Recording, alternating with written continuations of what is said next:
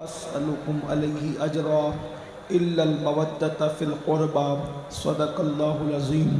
गौसे आज़म बमने बेसरो समा मददे क़िबले दी मददे काबे ईमा मददे इंतज़ारे करमे तुस्त मने ऐनीरा ए खुदा जुयो खुदा बीनो खुदा दा मदद। क्या रज़ा उस चमनिस्तान करम की, क्या बात रज़ा उस चमनिस्तान करम की, ज़हरा है कली जिसमें हुसैन और हसन फूल।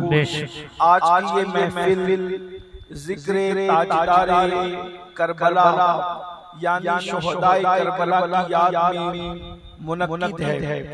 हमारे रफ़ीक भाई और उनकी फैमिली और उनके अहबाब की जानिब से शुहदाए करबला की बारगाह में खिराज अक़ीदत पेश करने के लिए ये महफिल मुनक्किद की गई। अल्लाह तबारक व तआला इस बाबरकत महफिल को अपनी बारगाह में कबूल फरमाए। मुख्तसर से वक्त के लिए मैं आपकी खिदमत में हाजिर हूँ। अल्लाह पाक की बारगाह में दुआ करता हूँ कि अल्लाह रब्बुल इज्जत जिस आयत करीमा की मैंने तिलावत की है उसके मुतालिक मुझे हक कहने, आप सबको हक सुनकर उस पर अमल करने और उसे आम करने की तौफीक अता फरमाए। अहले बैत की मोहब्बत अल्लाह तबारक व तआला ने हम पे फर्ज की है और उसका जिक्र अल्लाह ने कुरान में फरमाया है। अहले बैत कहते हैं हुजूर के घर वालों को, जो हुजूर के घर वाले हैं उनको हम अहले बैत कहते हैं, यानी रसूलुल्लाह के घर वाले। और आम इंसान अलग बना है। दुनिया में जितने इंसान हैं सबको अलग से बनाया गया है और नबी भी अहले बैत को नबी के खमीर से बनाया गया है, नबी के पाक के खून से बनाया गया है। याद रखिए हम अलग हैं, नबी का घर अलग है, नबी का खानदान अलग है। नबी के खानदान वालों के वजूद में अल्लाह ने नबी का खून रखा है। इमाम अहले सुन्नत फरमाते हैं खून खैर रसूल से है जिनका खमीर, उनकी बेलोस तीनत पे लाखों सलाम।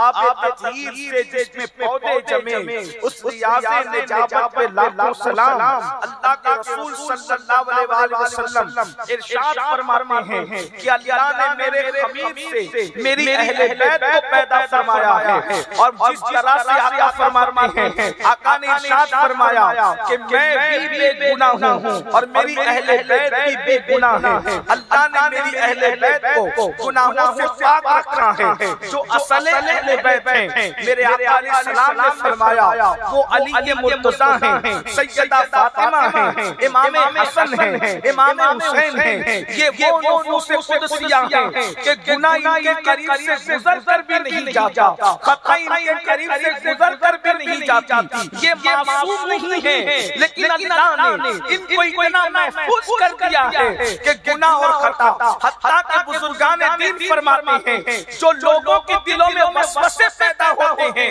वो वसवसे भी कभी न सैयदना अली के दिल में आते हैं न सैयदा फातिमा के दिल में आते हैं। जिनके दिलों को खुदा ने वसवसे से पाक रखा हो वो नबी का खानदान है। सुभान अल्लाह फरमाते हैं मस्जिद नबवी के सारे दरवाजे बंद कर दिए जाएं। जिसका दरवाजा मस्जिद नबवी में खुलता है सब दरवाजे बंद कर दो, सिर्फ दो दरवाजे खुले रहे, एक नबी का दरवाजा, एक अली का दरवाजा। हमारे जनाब में या तो नबी मस्जिद में जा सकते हैं या तो हैदर इकरार अली।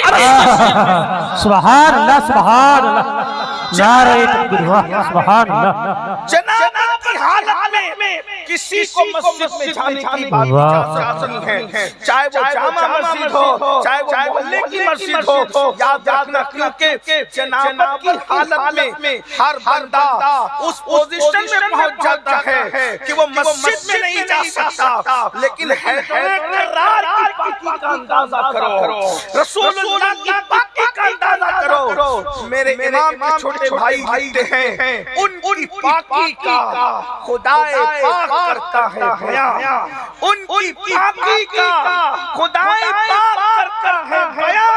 आए तकदीर से ज़ाहिर है शान अहले बैत। सुभान अल्लाह, सुभान अल्लाह। से ज़ाहिर है शान अहले बैत। जनाबत की हालत में जिनको मस्जिद से गुजरने की इजाजत है वो रसूलुल्लाह हैं, वो हैदर करार हैं। अंदाजा फरमाएं अब यहाँ बात जो आपसे करनी है, अल्लाह ने इनकी मोहब्बत को हम पे फर्ज किया और इनकी मोहब्बत का सिला क्या है? फरमाया जो मेरे आका अलैहिस्सलाम ने जो मुझसे और मेरी अहले बैत से मोहब्बत करेगा, फरमाते हैं जन्नत में जहां मैं मुहम्मदुर रसूलुल्लाह रहूंगा वहीं पर मुझसे और मेरी अहले बैत से मोहब्बत करने वाले भी रखे जाएंगे। आखिर इनकी मोहब्बत की दावत क्यों दी गई? मोहब्बत करो मौला अली से, मोहब्बत करो सैयदा फातिमा से, मोहब्बत करो इमाम हसन से, मोहब्बत करो इमाम हुसैन से। इनकी मोहब्बत की दावत दी गई और फरमाया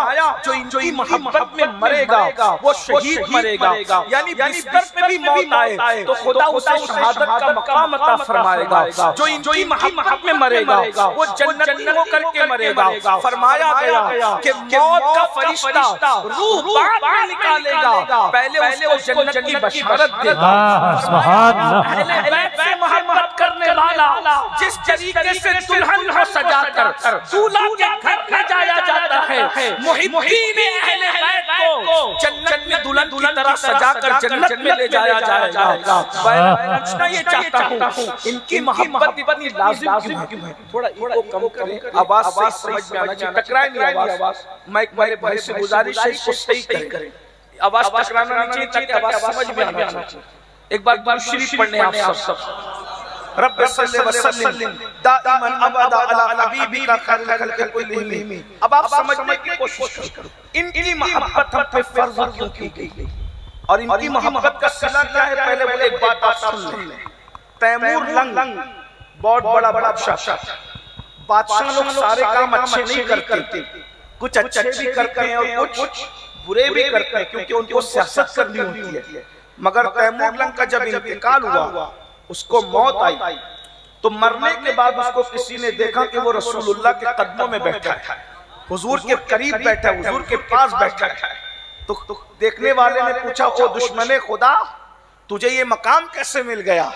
तो तैमूर जवाब देता, इससे पहले रसूलुल्लाह ने जवाब दिया। सवाल पूछने वाले, तैमूर कैसा भी था मगर मेरी अहले बैत से मोहब्बत किया करता था। मोहब्बत अहले बैत की वजह से मरने के बाद उसको नबी का साथ मिल गया। सुन्नियों, तुम्हारे मुकद्दर पे तुम नाज करो, इधर मरोगे उधर हुजूर के दरबार में हाजिरी का मौका नसीब हो जाए। लेकिन शर्त है कि अहले बैत की मोहब्बत दिल में होना चाहिए, वरना जिनको हसन और हुसैन के नाम से चिढ़ है, जिनको नारे हैदरी से जिनके मुंह उतरते हैं, तो फिर आप मुझे बताएं उनके दिल में मोहब्बत कैसी? बड़ी माजरत के साथ अपने पीरों का जिक्र तो रज रज के करते हैं, लेकिन जब अहले बैत की मोहब्बत की बात आती है तो दिल छोटे होते हैं। ये अहले बैत का जिक्र क्यों हो रहा है? कहीं गुमराह फिरके से ताल्लुक तो नहीं हो गया? मैंने कहा जिसकी मोहब्बत फ़र्ज होगी वो कभी रावजियत नहीं हो सकती, और जो रावजियत होगी वो कभी फ़र्जियत नहीं हो सकती। अहले सुन्नत के मसलक में तो अहले बैत की मोहब्बत फ़र्ज है, और जो इसकी फर्जियत का इनकार करे, इमाम शाफई कहते हैं, या अहलल बैति रसूलिल्लाहि हुब्बुकुमु फर्दुम मिनल्लाहि फिल कुरआनि अंज़लहु यकफीकुम मिन अज़ीमिल फ़ख्रि अन्नकुमु मन लम युसल्ली अलैकुम ला सलात लहु। कि नबी की अहले बैत, अल्लाह ने तुम लोगों की मोहब्बत को हम पे फ़र्ज किया है। कहाँ फ़र्ज किया है? कुरान में फ़र्ज किया है। यानी सिर्फ नमाज फ़र्ज नहीं है, बल्कि नबी की अहले बैत की मोहब्बत भी फ़र्ज है। जैसे बेनमाजी जन्नत में नहीं जाएगा, वैसे अहले बैत से मोहब्बत न करने वाला भी जन्नत में नहीं जा सकता। और मोहब्बत की निशानी क्या है? जो जिससे मोहब्बत करता है उसका जिक्र कसरत से करता है। आप ये क्या मसला लेके बैठे हैं कि कसरत से अहले बैत का जिक्र करेंगे तो आप ये हो जाएंगे, वो हो जाए। अहले बैत की मोहब्बत गुमराह नहीं करती, सहाबा की दुश्मनी गुमराह करती है, सहाबा की बेअदबी गुमराह करती है। इसलिए सहाबा की बेअदबी हम कभी भी जायज़ नहीं समझते। बल्कि सहाबा की बेअदबी का तसव्वुर भी हम हराम समझते हैं, इसलिए कि जिन्होंने रसूलुल्लाह को अपनी माथे की आंखों से देखा उनके बारे में तो हमारा अकीदा ये है, जिस मुसलमान ने देखा उन्हें एक नजर, उस नजर की बसारत पे लाखों सलाम। वो दसों जिनको जन्नत का मुजदा मिला उस मुबारक जमात पे लाखों सलाम। अल्लाह अकबर, तन मन धन तेरे कदम पर वारे, क्या नसीबे हैं तेरे यारों के। और सिद्को अदलो करमो हिम्मत में 400 शोरे हैं इन चारों के, और बहरे तस्लीम अली मैदान में सर झुके रहते हैं तलवारों के। और अपना नसीब क्या है, हम सहाबा को भी चाहते और अहले बैत को भी चाहते हैं, हर वली को चाहते हैं। तो फिर कहा कैसे आकाओं का बंदा हूं रजा, बोल बाले मेरी सरकारों के। तो अर्ज ये कर रहा था, इनकी मोहब्बत, अहले बैत की मोहब्बत हम पे फर्ज है। जो इनसे मोहब्बत न करे, फरमाया अगर इनके लिए दिल में दुश्मनी है मरेगा तो काफिर होके मरेगा। और यहां तक फरमाया अगर काबे और मकाम इब्राहिम के दरमियान भी हालत सजदा में मर जाए और अहले बैत के लिए दिल में दुश्मनी है, वो जन्नत में नहीं जा सकता। ये बात याद रखना। अब मुझे मेरा उन्वान ये नहीं है, जो उन्वान मैंने चुना है वो ये है कि इनकी मोहब्बत हम पे फर्ज क्यों की गई। क्योंकि मोहब्बत अहले बैत पे तो हम तकरीरें सुनते ही रहते हैं, लेकिन इनकी मोहब्बत हम पे फर्ज क्यों की गई, तो मुझे ये समझ में आती है। बहुत सी हिकमतों में एक हिकमत, बस इसी पे बात करना है, बात पूरी करूंगा, इसी पे बात मुकम्मल करूंगा। ध्यान से सुनना और बहुत गौर से सुनना। जो जिससे मोहब्बत करता है वो उसको फॉलो करता है। जो जिससे मोहब्बत, मिसाल के तौर पे बहुत सारे बच्चे हमारे हैं जो लोग क्रिकेटर के अंदाज में चलते हैं, क्रिकेटर के स्टाइल में कपड़े पहनते हैं, उसके स्टाइल में बाल रखते हैं। क्यों? क्योंकि वो क्रिकेटर से मोहब्बत करते हैं। कुछ लोग इसी तरह हीरो की एक्टिंग करते हैं कि उनकी तरह बाल रखना, उनकी तरह कपड़े पहनना, उनके अगर उन्होंने बाल को पीले कर लिए तो ये भी पीले कर लें, उन्होंने लाल किए तो ये भी लाल करें। तो मोहब्बत जो है इंसान को दीवाना बनाती है, और जो जिससे मोहब्बत करता है वो उसको फॉलो करता है, उसी के नक्शे कदम पे चलता है। तो अल्लाह की ये मर्जी है कि तुम मेरे महबूब की अहले बैत से मोहब्बत करो, ताकि तुम जिसको फॉलो करो वो मेरे नबी की अहले बैत हो, मेरे नबी का खानदान हो। अब नबी के खानदान को जब हम फॉलो करेंगे तो ये कौन लोग हैं?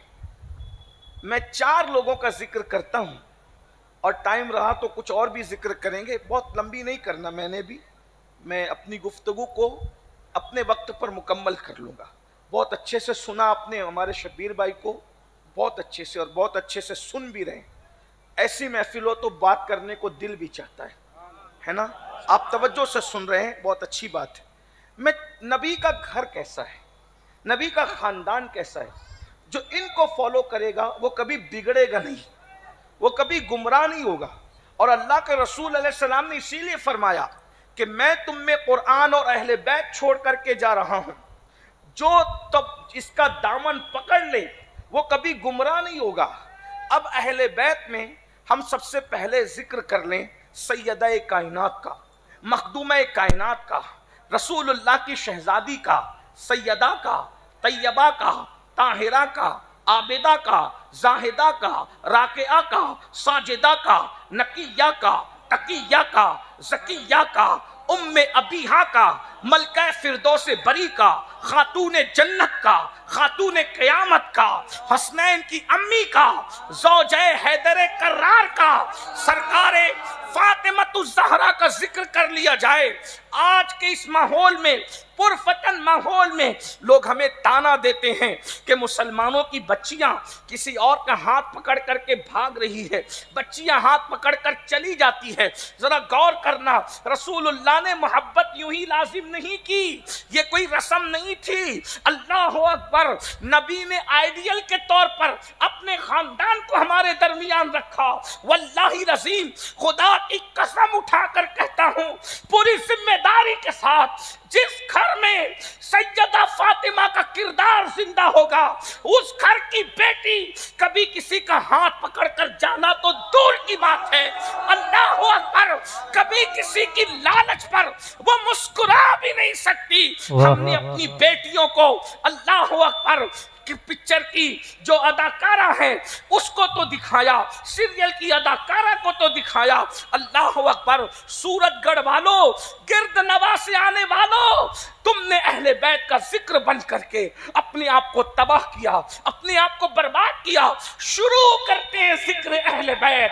अब सब ध्यान से सुनना, होश और गोश से सुनना। नबी के घर में जो नबी की शहजादी है, यूं तो नबी की 4 बेटियां हैं और चारों हमारी आकायाने नेमत है, चारों हमारी मखदूमात है, लेकिन अल्लाह अकबर, जिसे सैयदा फातिमातुज़ ज़हरा कहते हैं, ये बात मैं अपनी उलमा की मौजूदगी में जिम्मेदारी के साथ कर रहा हूं। अल्लाह अकबर, हजरत आदम के दौर से लेकर आज तक और आज से लेकर कयामत तक किसी के घर में ना ऐसी बेटी पैदा हुई है, न कयामत तक कभी पैदा हो सकती। नारे तकबीर, नारे रिसालत, नारे तकबीर, नारे रिसालत। हमारी सबसे बड़ी कमी ये है, हमने सैयदा फातिमा का तारुफ अपनी बेटियों को नहीं कराया, बल्कि किसी नबी के घर में भी। मेरे उलमा मेरी तस्दीक करेंगे और अगर गलत कहूं तो मेरी इस्लाह करेंगे, मुझे चिट्ठी दे दे, मैं अपनी इस्लाह कर लूंगा। अल्लाह अकबर, न किसी नबी के घर में ऐसी बेटी पैदा नहीं हुई, बल्कि खुद नबी के घर में भी सैयदा फातिमा से पहले कोई फातिमा नहीं है और सैयदा फातिमा के बाद कोई फातिमा नहीं। नारे तकबीर, नारे रिसालत। हुजूर अलैहिस्सलाम की चारों शहजादियों में भी उम्र में सबसे छोटी होने के बाद मर्तबे में सबसे बड़ी है, मकाम में सबसे बड़ी है, लेकिन किस बुनियाद पे? किरदार की बुनियाद। किरदार कैसा? सारी शहजादियां नबी की आला किरदार थी, लेकिन इनका किरदार सुन लें। अल्लाह अकबर, ये नबी की शहजादी है। अब जरा ध्यान से, मैं अपनी बहनों की खास तवज्जो, आप भी हुसूल जब सैयदा का जिक्र होता है तो हुजूर खुश होते हैं। सूरतगढ़ वालों, अगर हुजूर ने हमारे महफिल को एक बार मुस्कुरा के देख लिया सैयदा के जिक्र पर, तो तुम्हारी भी बिगड़ी बन जाएगी और मेरी भी बिगड़ी बन जाएगी। सुभान अल्लाह। और बहनों की खास तवज्जो, अल्लाह अकबर, सैयदा फातिमातुज़ ज़हरा की उम्र सिर्फ 5 साल की है। ये नबी की शहजादी है। देखो, कुछ लोग तरबियत से सुधरते हैं और कुछ लोग संवर कर आते हैं, बन कर आते, कुछ लोग दुनिया में आकर संवरते हैं और कुछ लोगों को दुनिया संवार कर भेजता है अल्लाह पाक दुनिया में। कुछ लोगों को अल्लाह दुनिया में संवार कर, ये संवार कर आने वाले लोग हैं, ये संवार कर आने वाले, इनको दुनिया में नहीं संवारा गया, इनको संवार कर भेजा गया, क्योंकि नबी के खून से जिसको बनाया। नबी का खून समझते हो? नबी के खून की अहमियत समझते हो? मैंने इस माह मुहर्रम में उलमाए किराम की दुआ चाहती, इस माह मुहर्रम में मैंने लोगों को कहा, नबी के खून से बनने का कुछ मतलब समझा? कुछ तवज्जो है? कोई गजल नहीं कि समझ में आए तो भी वाह वाह, ना समझ में आए तो भी वाह वाह। गजल नहीं, सैयदा फातिमा की मनक़बत पेश करूं आपके साथ। नबी के खून से बनने का मतलब समझा? मेरी बात समझ में आ रही है? कितनों के समझ में आ रही है? तवज्जो है आपकी मेरी तरफ? नबी के खून से बनने का मतलब समझा? आओ, पहले मैं आपको नबी का पसीना बताऊं। पहले नबी का पसीना समझो, जब पसीना समझ में आएगा तो खून। मुझे बताओ, पसीना किसी को किसी का अच्छा लगता है? बोलो भाई, जो है सच्ची सच्ची बोल दो, कोई झूठ नहीं बोलना। अब्बा का पसीना, अम्मा का पसीना, पीर साहब का पसीना, सच्ची बात यह है कि जिसका पसीना आता है घिन आती है। बोलो भाई, है कि नहीं है? बात सही कर रहे हो तो बोलना है। इसीलिए तो लोग बार बार पसीना पोंछते हैं। मुझे जिन लोगों ने कहा, मेरे बहुत करीबी लोगों ने कहा, वो बोले तकरीर में इतना बेहोश होता है तू, पसीना पोंछ लिया कर, घिन आती, अच्छा नहीं लगता। मैंने कहा बात तो सही है, किसी का भी पसीना अच्छा नहीं लगता है ना। क्यों? सच्ची बात, बिल्कुल क्लियर कट, कोई मुबालगा नहीं करना, बिल्कुल सच बोलना। अमीनुल कादरी उसी का नाम है जो सच बोले ना। हाँ, इसलिए कि किसी की चापलूसी करना मिंबर रसूल पर नहीं, ये मिंबर का हक नहीं है। तवज्जो है आपकी। पसीना किसी का भी अच्छा नहीं लगता, क्योंकि पसीने में आती है बदबू। हर एक के पसीने में बदबू आती है। बीवी को शौहर का पसीना अच्छा नहीं लगता, औलाद को माँ बाप का पसीना अच्छा नहीं लगता, ये सबका पसीना है। लेकिन अपने नबी के पसीने की खुसूसियत ये है कि किसी मुश्क में, सहाबा कहते ये मुबालगा करने वाले लोग नहीं है, सहाबा सच्चे लोग हैं। फरमाया हमने किसी खुशबू में वो अंदाज ना सूंघा जो हमने नबी के पसीने में सूंघा। सुभान अल्लाह, नारे तकबीर, नारे रिसालत।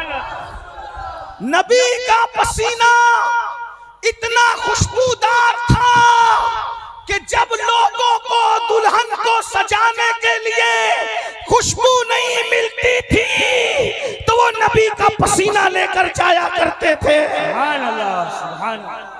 और नबी के पसीने की शान ये थी कि नबी जिस गली से गुजर जाते थे वो गलियां महकती नजर आती थी। मेरे इमाम कहते हैं भीनी खुशबू से महक जाती है गलियां वल्लाह, भीनी खुशबू से महक जाती है गलियां वल्लाह। कैसे फूलों में बसाए हैं तुम्हारे गेसू, क्या महकते हैं महकने वाले, बू पे चलते हैं भटकने वाले।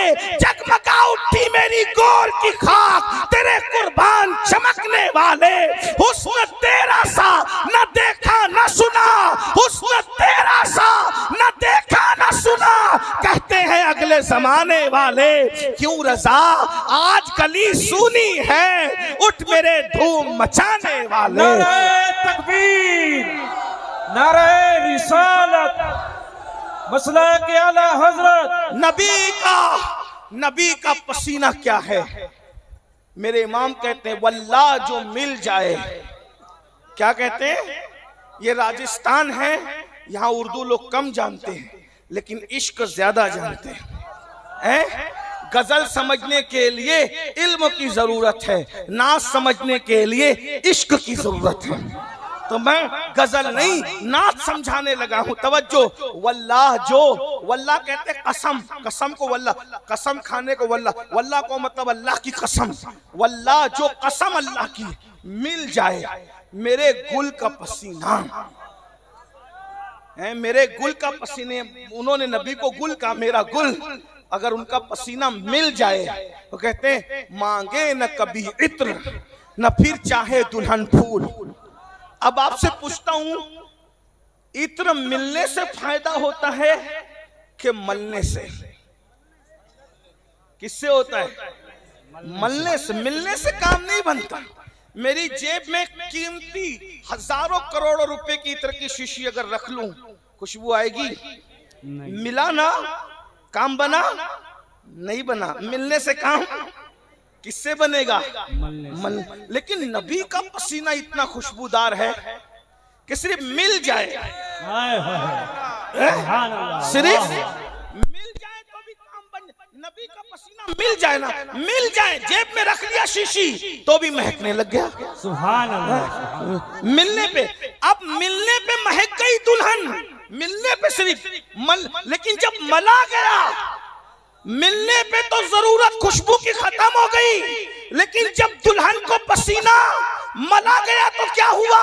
मलने की बरकत ये हुई कि जब नबी का पसीना दुल्हन को मला गया तो दुल्हन भी महकी और उसके जितने बच्चे पैदा हुए उनमें भी वो खुशबू आ रही थी। नारे तकबीर, नारे रिसालत, शहजादाए गौसे आज़म। दो जुमले कह के आगे बढ़ूंगा, किसी को छेड़ने नहीं आया। लेकिन छोड़ने भी नहीं आया। वो क्या जाने मेरे नबी की अजमत को, जो ज़िना से पैदा होते हैं और नबी को यूट्यूब पे गालियां देते हैं। जिसके पसीने का अंदाजा नहीं हो सकता, उसके वजूद का अंदाजा क्या किया जा सकता। नारे तकबीर, नारे रिसालत, लब्बैक लब्बैक लब्बैक या रसूल अल्लाह, लब्बैक लब्बैक लब्बैक या रसूल अल्लाह, लब्बैक लब्बैक लब्बैक या रसूल अल्लाह, लब्बैक। मोहम्मद हमारे, मोहम्मद हमारे, मोहम्मद हमारे। शान वाले यूट्यूब पे कोई नबी के खिलाफ बकवास करता है तो मुतासिर नहीं होना, बल्कि आपने कहना कोई उनके पसीने जैसा नहीं हो सकता, तो उनके वजूद की मिसाल कहां से लाओगे। मेरे इमाम ने कहा लम याती नज़ीरों का फी नज़रिन मिसले तो नशुद पैदा जाना। जगराज को ताज तोरे सरसो है, तुझको शहे तो सरा जाना। सबसे औला वो आला हमारा नबी, सबसे बाला वो आला हमारा नबी, अपने मौला का प्यारा हमारा नबी, दोनों आलम का दूल्हा हमारा नबी। खल्क से औलिया, औलिया से रसूल और रसूलों से आला हमारा नबी। जिसने टुकड़े किए हैं कमर के वो है नूरे वहदत का टुकड़ा हमारा नबी। कौन देता है, देने को मुंह चाहिए, देने वाला है सच्चा हमारा नबी। हुस्न खाता है जिसके नमक की कसम, वो मली है दिलारा हमारा नबी। तो याद रखना, नबी का पसीना अगर दुल्हन को मल जाए तो सिर्फ दुल्हन नहीं महकती, उसकी पूरी नस्ल महकती है। इतना समझ में आ गया? इतना उसकी पूरी नस्ल महकती है। अब बताओ, जब नबी का पसीना मिलने पर उसकी पूरी नस्ल महक गई, तो सैयदा फातिमा पसीना मिलने से नहीं बनती, सर के बालों से लेकर पैर के नाखून तक जिसे नबी के खून से बनाया गया है उसे फातिमा-तुज़्ज़हरा कहते हैं। जब पसीने वाली दुल्हन की नस्ल महकती है तो मदीने वाली फातिमा की नस्ल का आना।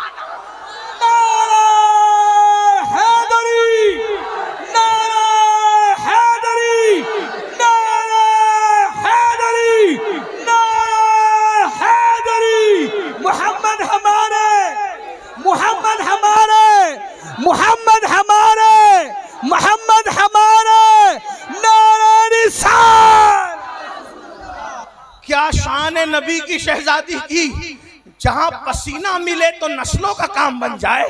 और जिस खून से सैयदा फातिमा बने, उनके बेटों की शान क्या होगी।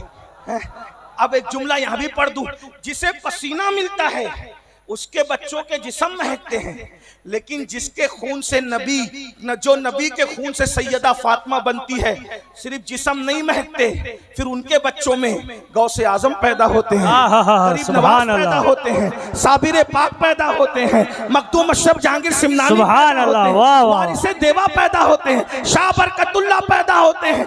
जितने वली सैयदा फातिमा की नस्ल में है, उतने वली किसी की नस्ल में नहीं। नारे तकबीर, नारे रिसालत।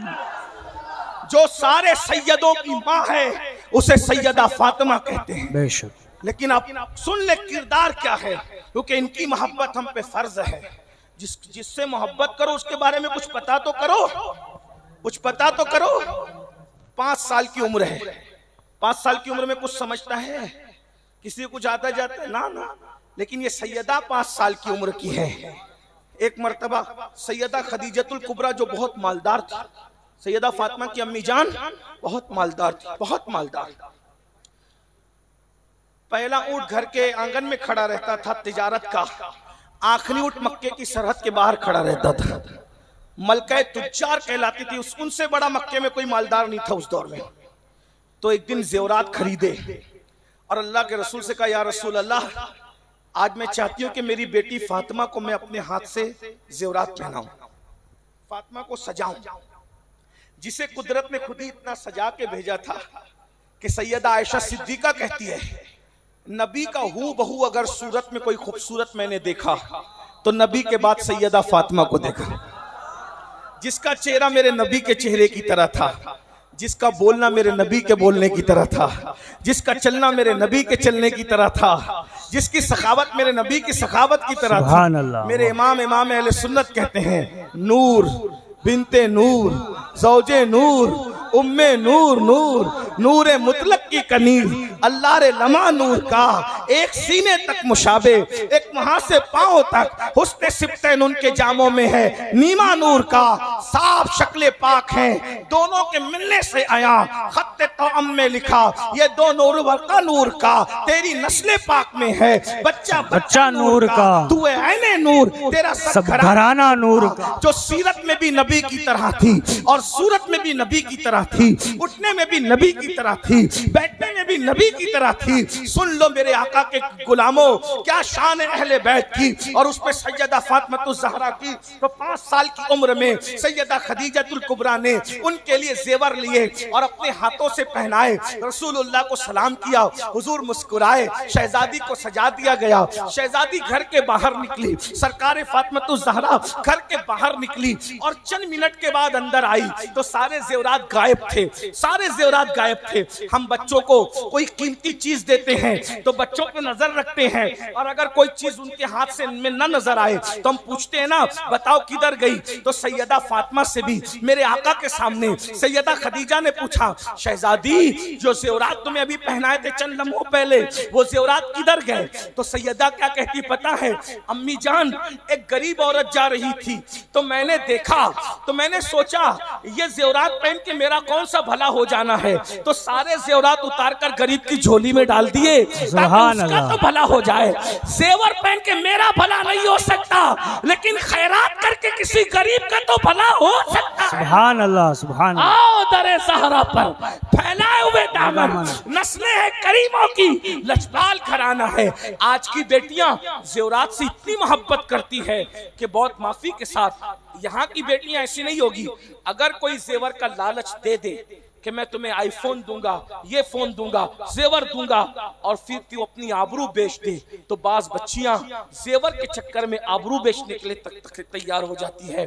क्यों? क्योंकि उनको ऐसा लगता है बाइक पे घूमना, मोबाइल रखना, मेकअप करना, यही सब कुछ है, यही जिंदगी है, अच्छे कपड़े जिंदगी है, अच्छा लिबास जिंदगी है, और वीआईपी लाइफ जिंदगी है। ये क्या वीआईपी लाइफ है? अच्छे कपड़ों का नाम वीआईपी लाइफ है? अल्लाह अकबर। ये मेकअप, गालों पे सुर्खियां लगाना, होठों पे सुर्खियां लगाना, ये लाइफ वीआईपी है? नहीं नहीं, आओ मैं आपको बताऊं। अल्लाह अकबर। 15-15, 20-20 हजार के कीमती बुर्के पहनकर आज हमारी बेटियां आबरू की हिफाजत नहीं कर पा रही है, लेकिन ये नबी की शहजादी है जिसके दुपट्टे में 17 पेवन लगे थे। कितने? 17 पेवन। मैं बार बार इसको पढ़ता हूँ। कौम की बेटियों को शऊर तो आए। कोचिंग के नाम पर इज्जत लुट रही है, स्कूल के नाम पे इज्जत लुट रही है, पिकनिक के नाम पे इज्जत लुट, और भाइयों को शऊर नहीं। ये नौजवान भाई आग लगे ऐसी बेगैरती को कि बहन को किसी से फोन पे बात करते देखा।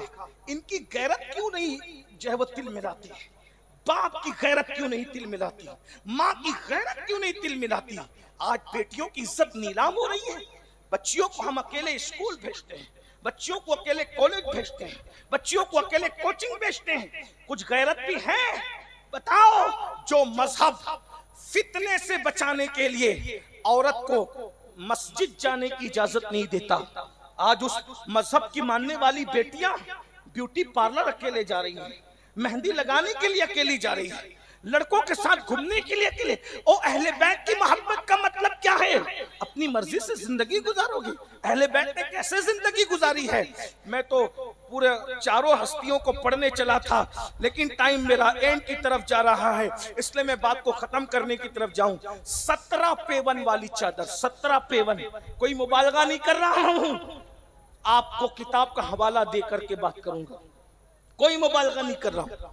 17 पेवन किसको कहते हैं? अगर आज आप चेक करो ना, पूरे राजस्थान नहीं पूरे हिंदुस्तान में जो लोग भीख मांगते हैं ना, भीख, उनके घर की औरतों के दुपट्टे में भी आज 17 पेवन तुम्हें नहीं मिलेंगे। और सबसे मालदार बाप की शहजादी, सबसे मालदार बाप की शहजादी 17 पेवन वाला और 17वां पेवन कैसे लगाए पता है? जब 16 पेवन लग गए तो 17वीं मर्तबा सैयदा फातिमा ज़हरा का दुपट्टा फटा। तो एक आहत होती है ना कोई चीज के फटने और लगने की। 16 मर्तबा दुपट्टा फटा तो अलग अलग कपड़े के पेवन लगा दिए। 17वीं मर्तबा दुपट्टा फटा तो मौला मुश्किल कुशा ने सैयदा कायनात से कहा, फातिमा इतना दुपट्टा फट गया है कि पहनने के काबिल नहीं है, एक काम करो, तुम्हारे बाबा जान सैयदुल अंबिया की बारगाह में जो जाता है खाली नहीं आता, तो हम भी एक दुपट्टा तो मांग लाए ना। सैयदा ने कहा हिम्मत नहीं होती, जानती थी बाबा के मिजाज को, हिम्मत नहीं होती। कहा चलो चलते हैं। वो फटा हुआ दुपट्टा ओढ़कर सैयदा सरकार के घर गई। एक ही दीवार थी। आका से अर्ज़ की, या रसूल अल्लाह, आपकी शहजादी का दुपट्टा इतना फट गया है, पहनने के काबिल नहीं है, कोई दुपट्टा दे दीजिए सैयदा को। मेरे आका सबसे ज्यादा सैयदा को चाहते थे। हुजूर अलैहिस्सलाम ने पूरी कायनात में, अल्लाह की मखलूक में सबसे ज्यादा जिससे प्यार किया वो सैयदा फातिमा है। उनसे ज्यादा हुजूर ने किसी से प्यार नहीं किया। बहुत प्यारी थी, इतनी प्यारी थी कि सैयदा खदीजा भी अगर अपनी बात मनवाना चाहती थी तो सैयदा फातिमा को वसीला बनाती थी। बड़े बड़े मामलात में जिसको वसीला बनाया जाता था वो सैयदा फातिमा थी। और आज भी हम बहुत बड़े मसाइल आते हैं तो उन्हीं को पेश करते हैं। या रसूल अल्लाह, शहजादी कौनो मकां का वास्ता इस महफिल पे नजर करम फरमा, आमीन, बिगड़ी बना दे। आमीन। हमारे रफीक भाई ने जिस मकसद के लिए महफिल रखी और जिन लोगों ने इसमें कोशिशें की, जवानों ने मेहनत की, हुजूर सब पर करम करिए। उलमा मशाइख जितने दूर नजदीक से आए, या रसूल अल्लाह शहजादी का सदका, शहजादी कौनो मकां का सदका, हुजूर खास करम की नजर फरमा। आमीन। आका अलैहिस्सलाम की बारगाह में शहजादी हाजिर है, मौलाए कायनात अर्जी लगा रहे, हुजूर आपकी शहजादी का दुपट्टा इतना फट गया, पहनने के काबिल नहीं है, हुजूर कोई दुपट्टा दे दे। मेरे आका ने शहजादी को देखा और देख करके फरमाया, फातिमा अभी बद्र ओहद के यतीमों का हक देना बाकी। जो बच्चे बद्र और ओहद के अंदर यतीम हुए थे उनका हक देना बाकी है। मैं तुम्हें दुपट्टा कैसे दे दूं? मैं तुम्हें दुपट्टा नहीं दूंगा। मेरी मिल्कियत में इस वक्त ऊंट का चमड़ा है, ऊंट का चमड़ा, वो चमड़ा उठा के ले जाओ और उसी चमड़े को काट कर अपने दुपट्टे में सिल कर 17वां पेवन लगा लो। अल्लाह। और सैयदा उस ऊंट के चमड़े को उठाकर घर लाती है और ऊंट के चमड़े को अपने दुपट्टे में सिल कर उसका पेवन लगाती है। और जब पेवन दुपट्टे में लगता है तो वो ऊंट का चमड़ा बिल्कुल सर के बीचों बीच आता है। अल्लाह के रसूल उनसे मुलाकात के लिए आते हैं। अपनी शहजादी के सर पे 17 पेवन वाला दुपट्टा, उसमें भी 17वां पेवन ऊंट के चमड़े का था। वो देखा तो अल्लाह के रसूल, आखिर बाप थे ना और सबसे ज्यादा प्यार करते थे, आंखों में आंसू आ गए। सरकार की आंखों में आंसू आए, सैयदा भी रो पड़ी और मौलाए कायनात भी रो पड़े। तो मेरे आका ने फरमाया, बेटी रो मत, क्या तुम इस बात पे खुश नहीं हो कि दुनिया वालों के लिए जन्नत की नेमतें हैं और दुनिया वालों के लिए दुनिया की नेमतें हैं और मोहम्मद और आले मोहम्मद के लिए जन्नत की नेमतें हैं। यहाँ पे सब्र करो। ऐसे 17 पेवन वाले दुपट्टे के बावजूद सैयदा फातिमा ज़हरा की गैरत का आलम यह था कि आपके दुपट्टे को किसी अजनबी मर्द ने कभी नहीं देखा। दुपट्टे की बात कर रहा हूँ, सर के बालों की बात नहीं कर रहा हूँ, दुपट्टे की बात। किसी अजनबी मर्द ने नहीं देखा। अजनबी मर्द तो अजनबी मर्द है। सैयदी आला हजरत ने यहाँ तक लिखा कि सैयदा फातिमा के दुपट्टे को कभी चांद और सूरज ने भी नहीं देखा। कहते हैं जिसका आंचल न देखा महर ने, उस रिदाए नसाहत पे लाखों सलाम। अब मुझे बताओ, जब माँ कीमती होती है ना तो फिर नस्ल भी कीमती होती है। माँ से नस्ल चलती है, माँ से नस्ल का एतबार होता है। आज हम चाहते हैं हमारे बच्चे नेक क्यों नहीं है, इस्लाही माशरा का जलसा कर लो, फुला मुकर्रिर को बुला लो, नमाज पे तकरीर करा लो, कौम नमाजी हो जाएगी। फुला मुकर्रिर को बुला लो, नशे के खिलाफ तकरीर करा लो, पूरी कौम नशे से तौबा कर लेगी। चंद लोग जरूर तौबा करते हैं, मगर नस्ल संवरती क्यों नहीं? क्योंकि जो माँ खुद गुनाह के नशे में है, उससे जो बच्चे पैदा होंगे वो भी तो नशा करने वाले पैदा होंगे। जो माँ खुद गुनाह की मोहब्बत में मुब्तला है, उसकी नस्ल में जो बच्चे पैदा होंगे वो आवारा ही तो पैदा होंगे। आप मुझे बताएं, अल्लाह अकबर, ये उम्मत में कौन नहीं जानता कि बेनमाजी का अंजाम क्या है? सबको पता है कि बेनमाजी जहन्नम में जाएगा। बेनमाजी जब नमाज तर्क करता है तो उसका नाम जहन्नम के दरवाजे पे लिख दिया जाता है। बोलो किसको नहीं पता है? जो शराब पिएगा वो अपनी कब्र से सूअर और बंदर की शक्ल में उठेगा। 50 मरतबा तो मैंने ये हदीस बयान की, और मुझ जैसे कितने मुकर्रिर लोग हैं जो रोजाना ये बातें बयान करते हैं कि ये मुकर्रिर नहीं कह रहा है, अल्लाह के सच्चे रसूल सादिक व मज़दूक गैबदा नबी सल्लल्लाहु अलैहि वसल्लम ने फरमाया, जिसने शराब का एक घूंट भी पिया और उसने तौबा नहीं की और उसी हालत में मर गया, जब वो अपनी कब्र से उठेगा या तो सूअर की शक्ल लेकर उठेगा, खिंजीर की शक्ल लेकर उठेगा, या तो बंदर की शक्ल लेकर उठेगा। आप अंदाजा तो फरमाए, सबको पता है क्या रसूलुल्लाह की हदीस तुम तक नहीं पहुंची कि अल्लाह के रसूल ने फरमाया सूद खाने वाला, ब्याज खाने वाला और काबे में जिना करने वाला दोनों बराबर बराबर है। क्या रसूलुल्लाह की हदीस तुम तक नहीं पहुंची कि जो सूद का, ब्याज का एक लुकमा खाता है, गोया उसने अपनी माँ के साथ अल्लाह अकबर 70 मरतबा जिना किया। अंदाजा फरमाए तो अल्लाह अकबर, अंदाजा करें, जरा गौर तो फरमाएं कि ये बातें हम तक नहीं पहुंची, मगर हम सुधरते क्यों नहीं? हमारी जिंदगी में तब्दीली क्यों नहीं आती? हमारी जिंदगी में इनकलाब क्यों नहीं आता? क्यों हमारे पैर फिसल जाते हैं? इसलिए कि औलाद माँ पर पड़ती है। बच्चे की पहली दरसगाह माँ हुआ करती है। याद रखना, इमाम हुसैन कभी भी करबला के ताजदार न बनते। मैं पूरी जिम्मेदारी से कह रहा हूँ, सूरतगढ़ वालों कान खोल करके सुन लो, इमाम हुसैन कभी भी ताजदार करबला न बनते अगर उनको सैयदा फातिमा जैसी माँ न मिलती। ये उनकी माँ की तरबियत का नतीजा है। उनको अली के मुर्तजा जैसा बाबा न मिलता, वो कभी भी इस मकाम पर न पहुंचते। अल्लाह अकबर, इमाम इमाम है लेकिन अच्छी माँ की बरकत है। उनकी माँ की शान क्या है? अल्लाह अकबर। जब इमाम हुसैन से किसी ने कहा, हुसैन तुम्हारी माँ बहुत नेक थी, तो आपकी आंखों में आंसू आ गए। आपने फरमाया, तूने सच कहा, सच कहा। मेरी माँ इतनी नेक थी कि जिस दिन मेरी माँ दुनिया से तशरीफ ले गई, उस दिन मेरी उम्र सिर्फ 7 साल की थी। उस उम्र में भी मैंने अपनी माँ के सर के बालों को कभी नहीं देखा। जो अपने बेटे से 7 साल के नन्हे बच्चे को जिसने अपने सर के बाल कभी देखने नहीं दिया, वो सैयदा फातिमातुज़ ज़हरा का तकवा है। आज हमारे घर में हम बेटियों को बाजू में बिठाकर सीरियल देख रहे हैं, फिर तवक्को करते हैं कि हमारी बेटी कनीज़े फातिमा होगी, हमारी बेटी मुत्तकी होगी, हमारी बेटी आरिफा होगी, हमारी बेटी जाहिदा होगी। बताओ, पर्दे का पूरा निजाम हमारे घर से खत्म है। बस अपनी गुफ्तगू को समेटते हुए 10-15 मिनट में बात को समेट हुए ये बात पैगाम देते हुए जाऊं, हम अपने आप को कहलाते हुसैनी हैं और हमारे घर में यजीद जिंदा है। पूरा घर यजीदियत में मुब्तला है। मैं आपको यजीदी नहीं कहूंगा, आप मुझसे अच्छे मुसलमान हैं, मुझसे अच्छे हुसैनी हैं, लेकिन ये बात कहूंगा, पूरे घर में यजीदियत का माहौल, जो कुछ यजीद के घर में हो रहा था वो सब हमारे घर में हो रहा है। यजीद के घर में जो कुछ हो, बल्कि एक बात कह दूं, बुरा मत मानना सूरतगढ़ वालों, यजीद से 2 कदम आगे निकल गए गुनाह के मामले में हमारी कौम के लोग। आप कहेंगे वो कैसे?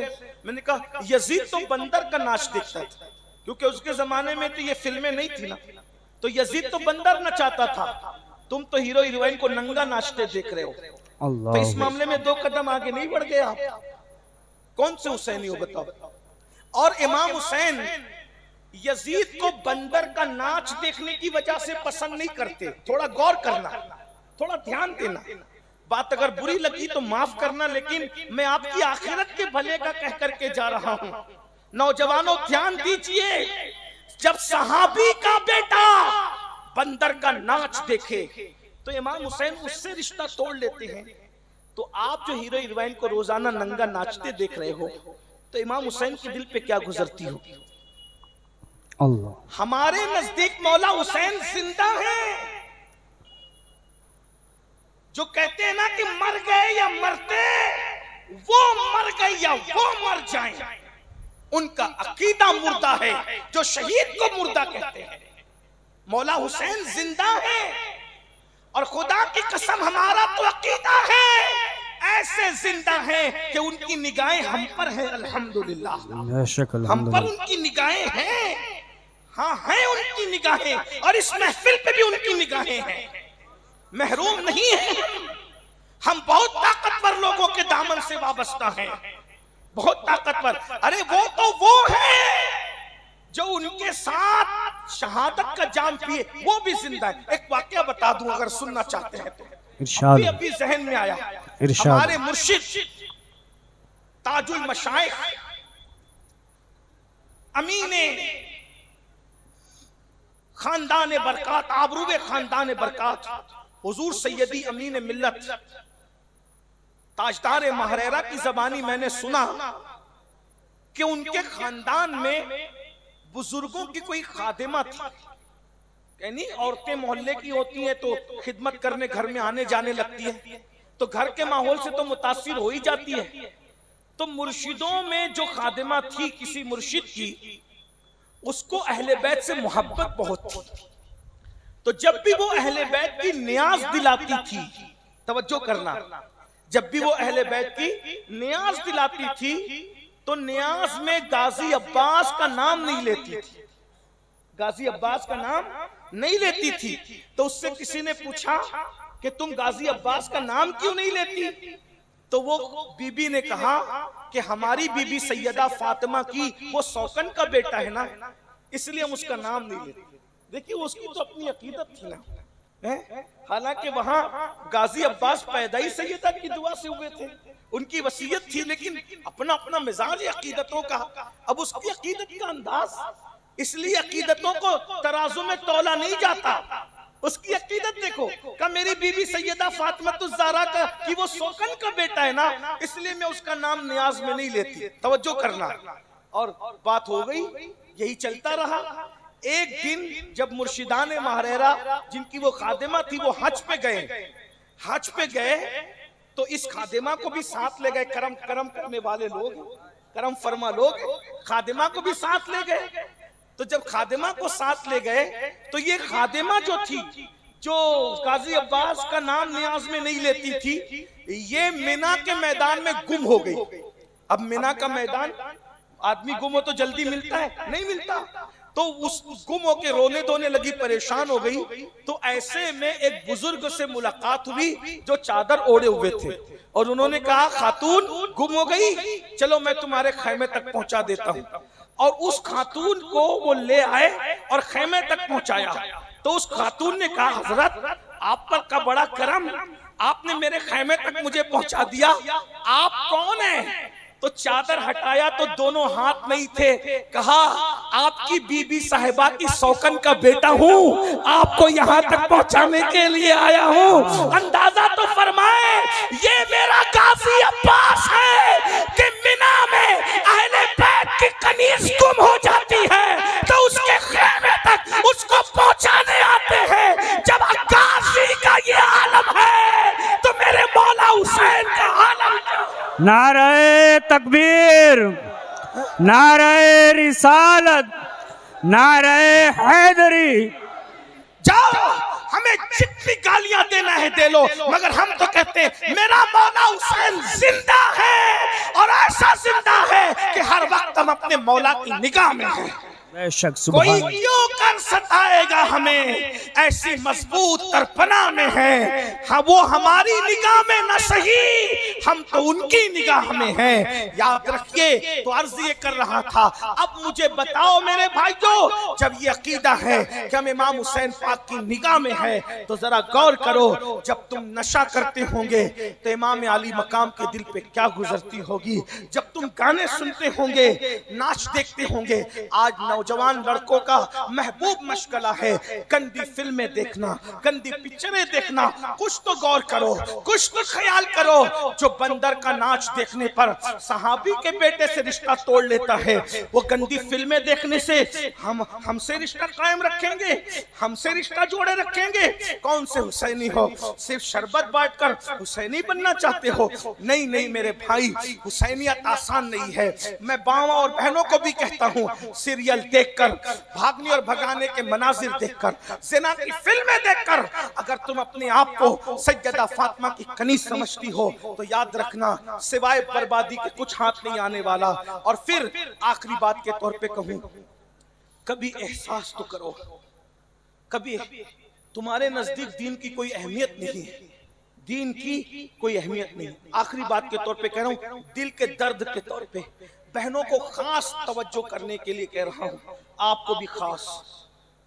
ये दीन जिसकी अहमियत आपके नजदीक नहीं, दाढ़ी मुंडाई गटर में फेंकवा दी, नमाज छूट रही है कोई एहसास नहीं, बेटियां भाग रही है कोई एहसास नहीं, बच्चे घुटने के ऊपर चड्डी पहन के घूम रहे हैं कोई एहसास नहीं।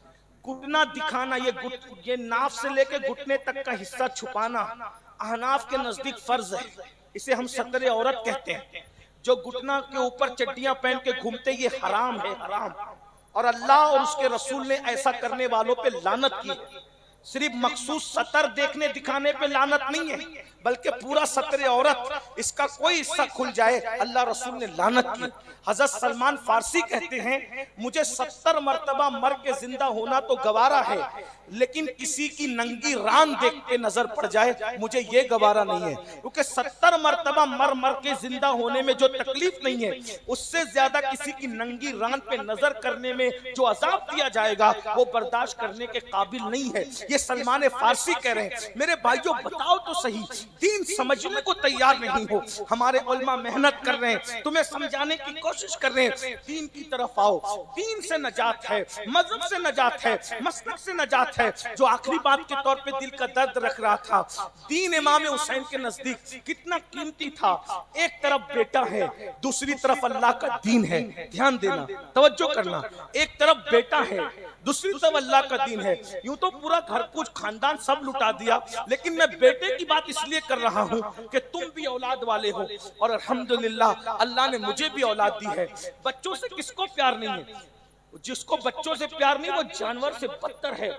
बच्चों की याद आती है, सफर में दिल नहीं लगता। बच्चों की याद आ जाए, तकरीर में मूड नहीं लगता।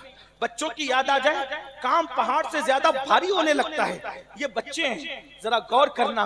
करबला में सुना ना कि इमाम हुसैन का 6 महीने का नन्हा शहजादा, 6 महीने का बच्चा किसको कहते हैं भाई?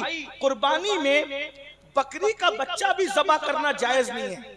इस्लाम कुर्बानी में भी कहता है कि बकरी का बच्चा भी ज़बा मत करो, बच्चे पे रहम करो। जब तक बकरी का बच्चा जवान ना हो जाए, उसकी कुर्बानी जायज नहीं।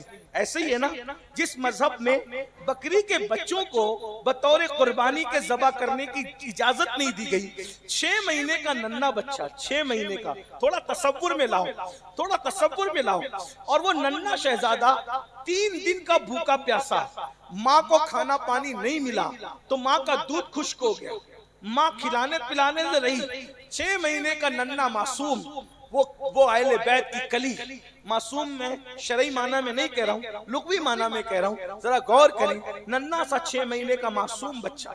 इमाम हुसैन, सैयदा शहरबानो कहती है, मौला ये बच्चा बेहोश होता है प्यास की वजह से, इस बच्चे को ले जाइए, पानी पिला के लाइए।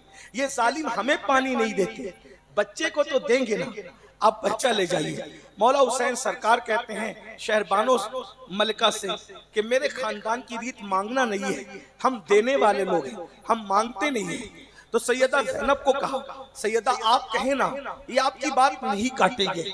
अल्लाह हू अकबर। इमाम अली मकाम ने पूरी जिंदगी कभी बहन की बात नहीं काटी, बहन से प्यार इतना था। आज हमारी बहनों से हमारी बात बंद है, आज हमारी बहनों का हमारे घर में आना जाना बंद है। हमने बाप माँ के मरने के बाद बहनों का हिस्सा दबा के रख लिया है, बहनों को हिस्सा देना भी नहीं चाहते। वो कौन से हुसैनी हैं जिनके ताल्लुक बहन से अच्छे नहीं? इमाम हुसैन तो जहाँ सबकी बात काट देते हैं वहाँ बहन की बात नहीं काटते। बहन से प्यार इतना है, लेकिन आज बहनों से प्यार किधर रह गया?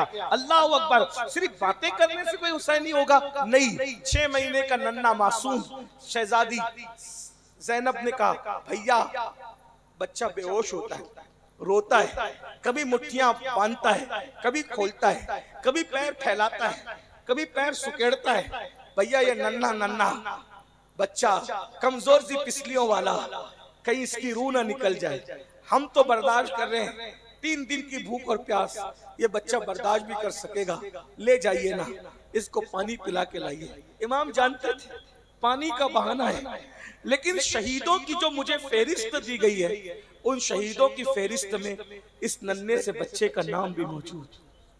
जरा गौर कर, इमाम अली मकाम नन्हे से 6 महीने के शहजादे को अपने हाथ में लेकर, अपनी गोद में लेकर खैमे से निकलते हैं, पैदल जाते हैं। यजीदी खुश होते हैं, देखो पैदल आ रहे हैं, शायद हमारी बात मानने आ रहे हैं, बैत करने आ रहे हैं, दीन का सौदा करने आ रहे हैं। लेकिन जब इमाम पहुंचे तो इमाम ने कहा, देखो तुम्हारे नजदीक दुश्मन है तो हम हैं, इस नन्हे मासूम ने क्या बिगाड़ा? ये बच्चा प्यास से बेहोश होता है। तवज्जो करना, बात एंड की तरफ ले जा रहा हूं, दिल का दर्द महसूस करो। आज व्हाट्सएप की अहमियत है, कुरान की अहमियत है, गानों की अहमियत है, अजान की अहमियत है। रोजी कमाने के लिए तुम सुबह सुबह उठ के जाते हो, नमाज पढ़ने के लिए सुबह क्यों नहीं उठ सकते? रोजी तुम्हारी जिस्म की जरूरत है, रूह की जरूरत नमाज है। नमाज छोड़कर तुम दीनदार नहीं हो सकते। ये जो तुम्हें सबक पढ़ाया गया है ना कि नमाज छोड़ने से कोई काफिर नहीं होता, यकीनन काफिर नहीं होता, लेकिन ये भी तो पूछ लो कि नमाज छोड़ने से काफिर नहीं होता, लेकिन नमाज छोड़ने के बाद क्या वो सच्चा मुसलमान भी रह जाता है? काफिर तो नहीं होता, लेकिन क्या सच्चा मुसलमान भी रह जाता है? क्या वो दीनदार भी रह जाता है? अल्लाह के रसूल ने फरमाया, उसका कोई दीन नहीं है जिसकी नमाज नहीं है। मस्जिदों को वीरान करने वालों, जो नमाज छोड़ दे, अल्लाह के रसूल ने फरमाया, जो नमाज छोड़ दे उसके साथ ना बैठा करो, जो नमाज छोड़ दे उसको भीख न दिया करो, जो नमाज छोड़ दे उसको सदका और ज़कात न दिया करो। अल्लाह के रसूल सल्लल्लाहु अलैहि वसल्लम फरमाते हैं, मरते वक्त सबसे ज्यादा जिसे अजाब मिलेगा, तकलीफ दी जाएगी, वो नमाज छोड़ने वाले हैं। 8-8 घंटे निकाल सकते हो रोजी के लिए, बिल्कुल निकालो, मैं मना नहीं करता, लेकिन रोजी के लिए 8 घंटे निकाले, 8 मिनट रज़ाक के लिए भी तो निकाल लो। 8-8 घंटे माल के लिए निकाले, 8 मिनट अमाल के लिए भी निकाल लो, क्योंकि माल कब्र में नहीं जाएगा, अमाल कब्र में जाएंगे। अमाल के लिए कुछ मेहनत कर लो, दीन की कद्र कर लो। ये मजहब बहुत कुर्बानियों से मिला है। ये मजहब चांद के टुकड़े होने से नहीं फैला, चांद का टुकड़ा होना अपनी जगह पर हक है, लेकिन ये मजहब मेहनत से फैला है, बहुत मेहनतों से ये मजहब फैला है। मजहब की अहमियत जान लो। नन्ना सा 6 महीने का मासूम, इमाम कहते हैं इसे पानी पिला दो। वो जालिम कहते हैं, हुसैन पानी मिल जाएगा, इसी बच्चे को नहीं तुम्हें भी मिलेगा, पूरे खानदान को पानी देंगे, बस यजीद के हाथ पे बैत कर। इमाम ने कहा, बच्चा तो कुर्बान कर सकता, लेकिन यजीद के हाथ पे बैत नहीं कर सकता। क्यों? क्योंकि यजीद वही कर रहा था जो तुम चाह रहे हो कि कलमा भी पढ़ेंगे, शराब भी पिएंगे, कलमा भी पढ़ेंगे, नमाज भी छोड़ेंगे, कलमा भी पढ़ेंगे, जिना भी करेंगे, मुसलमान भी कहलाएंगे और पाप भी करेंगे। इमाम कहते थे ये नहीं चलेगा। जो मुसलमान होगा वो बेनमाजी नहीं होगा, जो मुसलमान होगा वो शराबी नहीं होगा, जो मुसलमान होगा वो जानी नहीं होगा, जो मुसलमान होगा वो कुरान से दूर नहीं होगा, जो मुसलमान होगा वो पापी नहीं होगा, क्योंकि आधा तीतर आधा बटेर नहीं चलेगा। रसूलुल्लाह जैसा मुसलमान बनाने आए थे, इमाम हुसैन वैसा मुसलमान देखना चाहते थे। तो आप यजीद की मुराद पूरी कर रहे हो या इमाम हुसैन की मुराद पूरी कर रहे हो? इमाम ने कहा 6 महीने का मासूम दे दूंगा मगर दीन मिटने नहीं दूंगा। पानी पिला दो, चंद कतरे पानी पिला दो। अगर तुम चंद कतरे पानी पिला देते हो तो मेरे नाना के हाथों से शायद तुम्हें हौज़े कौसर मिल जाए। तो जैसे ही इमाम ने ये कहा ना, आप तसव्वुर कीजिए, मेरी तरफ देखिए, 6 महीने का मासूम शहजादा इमाम की गोद में था, ऐसे गोद में। जब इमाम कह रहे थे कि इसको चंद कतरे पानी पिला दो, मैं बयात तो नहीं करूंगा क्योंकि दीन को मैं नहीं बेच सकता, तो शिमर ने आंख का इशारा किया, हुरमला बिन काहिल को आंख का इशारा किया। जैसे आंख का इशारा किया, मौर्रिख लिखता है कि एक तीर जो था वो इंसान पे चलाने वाला था और एक तीर जो था वो घोड़े पे चलाने वाला था। तो जो तीर घोड़े पे चलाने वाला था उसके 3 मुंह थे, 3, क्योंकि घोड़े की चमड़ी मोटी होती है इंसान से, तो कुछ तीर घोड़े पे चलाने के लिए 3 मुंह वाले होते थे। वो 3 मुंह वाला तीर जो घोड़े पे चलाने का होता है वो इमाम हुसैन के 6 महीने के बेटे पे चलाया गया, इसलिए कि इमाम हुसैन को तकलीफ, इमाम हुसैन हिम्मत हार जाए। और जब वो 3 मुंह वाला तीर 6 महीने के नन्हे मासूम के हलक का निशाना लगा के चला तो हुरमला ने कहा, ले हुसैन, बेटे के रोने का तुझे बहुत एहसास तड़पाता है ना, आज के बाद तेरा बेटा कभी नहीं रोएगा। इमाम अली मकाम ने देखा 6 महीने के बच्चे के हलक में तीर, और वो तीर उस नन्हे मासूम के गले को छेदता हुआ मौला हुसैन के बाजू में घुसा। तो मौला ने देखा, महसूस कर, एहसास। दीन का सौदा करने वालों, शादियों में डीजे बजाकर नचनियों को नचाने वाले, इतना सस्ता है दीन। इमाम ने जब 6 महीने के नन्हे शहजादे को अपनी गोद में देखा तो शहजादे की आंखें फटी के फटी रही, आंखें फट गई। और नन्हे मासूम ने उस हलक में तीर आने के बाद जोर से चिल्लाया, तो इमाम ने जल्दी से उस तीर को खींचा। जब इमाम ने उस तीर को खींचा तो एक हल्की सी झुरझुरी ली और हमेशा के लिए अपने बाप की गोद में नन्हे शहजादे ने दम तोड़ दिया। गले से जो खून की फुहार निकली, इमाम ने जल्दी से उसको हाथों में समेटा और समेटने के बाद इमाम ने उसको जमीन पे डालना चाहा। आवाज आई, हुसैन, कयामत तक अनाज नहीं उगेगा। आपने आसमान की तरफ उछालना चाहा, कहा हुसैन, कयामत तक कभी पानी का एक कतरा नहीं बरसेगा।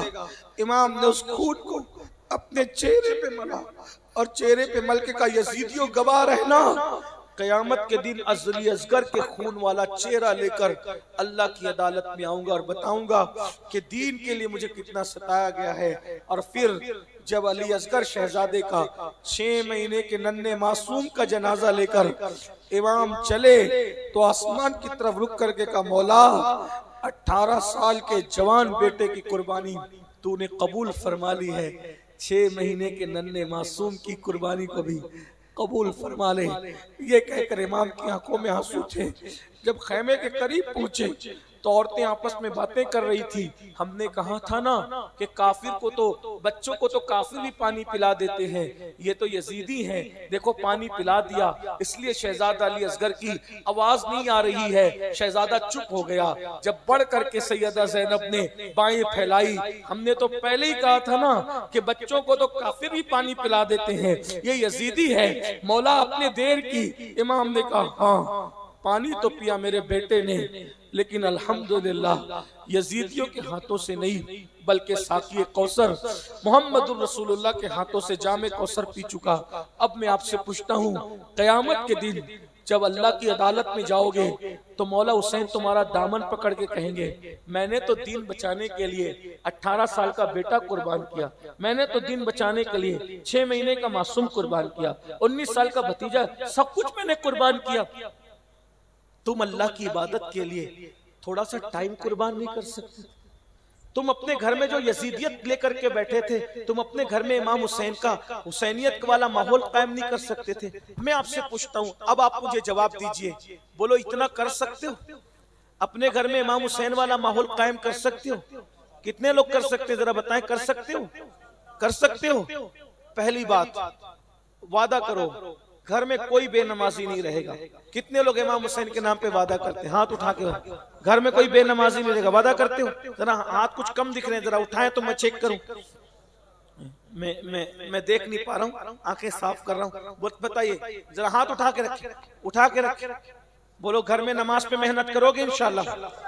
नंबर 2, अपने घर की बेटी को अगर स्कूल और कॉलेज पढ़ा रहे हो तो स्कूल और कॉलेज के जीने तक घर का कोई फर्द ले जाकर पहुंचाए और छुट्टी के बाद उसको वहीं से उठाकर अपने घर तक लाए, और बेटियों को पर्दे का पाबंद बनाओ। बोलो कर सकते हो? इसको कर सकते हो? और आखिरी बात, एजुकेशन पे बहुत हमें मेहनत करनी। तालीम के बगैर कुछ नहीं हो सकता। दुनियावी तालीम, मैं जानता हूं इस इलाके में इल्म पे मेहनत हो रही है, दुनियावी तालीम इतनी हो कि हर बेटा बेटी ग्रेजुएट होना चाहिए। चाहे आधी रोटी खाना पड़े खाओ, लेकिन अपने बच्चों को बच्चियों को पढ़ाओ। मेहनत करोगे इस पे तो दुनियावी एजुकेशन इतना कि बेटा बेटी कम से कम ग्रेजुएट होना चाहिए, और दीनी तालीम इतनी कि घर में बच्चा पैदा हो तो अजान तुम्ही ने देना है, और बाप मर जाए तो नमाज जनाजा तुम पढ़ाने के काबिल होना चाहिए। अपने घर में फातिहा तुम खुद दो, अपने घर की कुर्बानी अपने हाथ से करो। ये हमारा मजहब है, हमारा मजहब ये हमें बताता है कि अपने काम अपने हाथ से करो, अपनी कुर्बानी अपने हाथ से करना अफजल है। और इतना पढ़ लिख लो कि बाप मर जाए, अल्लाह न करे किसी का इंतकाल हो जाए, तो आपको नमाज जनाजा खुद पढ़ते आनी चाहिए। देखो कितना अफसोस है ना, पूरी दुनिया जनाजा पढ़ती है, खुद का हमारा बेटा हमारा जनाजा नहीं पढ़ता, क्योंकि हमने उसको अच्छा बिजनेसमैन तो बनाया लेकिन अच्छा मुसलमान नहीं बनाया। जिसका बेटा उसका जनाजा ना पढ़े वो बाप कितना महरूम है, जरा गौर कीजिए। बल्कि हमारे बच्चे तो हमारी मैयत के दिन पाक भी नहीं रहते, सारी दुनिया जनाजा पढ़ रही होती है, वो कब्रिस्तान में किनारे खड़े रहते हैं, भाई तुम क्यों जनाजा नहीं पढ़ रहे हो? तो बोले मैं नापाक हूं मौलाना, पाक नहीं हूं। सोचो, औलाद को सब कुछ दिया, दीन नहीं दोगे, मजहब नहीं दोगे, मजहब की तरफ आओ, दीन सीखो। नमाज सीखना, कुरान सीखना कोई मुश्किल नहीं है। एक अच्छे सुन्नी आलिम दीन के पास अगर 2 महीने लगा दो तो वो आपको कुरान भी सिखा सकता है, वो आपको नमाज भी सिखा सकता है। नमाज सीखिए, कुरान सीखिए। जिसने कुरान नहीं सीखा, जिसने दुनिया में कुरान नहीं पढ़ा, कयामत के दिन जब वो उठेगा तो अंधा उठाया जाएगा, कयामत के दिन उसकी आंखें नहीं होगी। जिसने कुरान दुनिया में छोड़ दिया, कुरान नहीं पढ़ा, कयामत के दिन वो अंधा उठेगा। तो क्या तुम चाहते हो अंधे उठो? इसलिए कुरान पढ़ना सीखो, रोज कुरान पढ़ो। नहीं एक पारा पढ़ते आधा पारा पढ़ो, आधा पारा नहीं पढ़ते पाव पारा पढ़ो, नहीं पाव पारा पढ़ते सिर्फ एक रुकू देख कर पढ़ो, मगर देख कर कुरान पढ़ना सीखो। मैं मजहबी लोगों से भी कहता हूं कि हम भी कुरान देख के पढ़ने की आदत डालें, कुरान के पाबंद बने। इमाम हुसैन ने कटे हुए सर ने नेज़े पे कुरान सुना के बताया, जिस्म से रिश्ता टूट गया मगर कुरान से रिश्ता अभी भी हमारा बाकी है। इसलिए अल्लाह पाक की बारगाह में दुआ है, अल्लाह हम सबको अमल की तौफीक दे। गुफ्तगू के दरमियान अगर कोई गलती हो तो अल्लाह ताला माफ फरमा दे। अस्तगफिरुल्लाह रब्बी मिन कुल्लि ज़म्बिन व अतूबु इलैहि व मा अलैना इल्लल बलाग। अस्सलामु अलैकुम व रहमतुल्लाहि व बरकातुहू।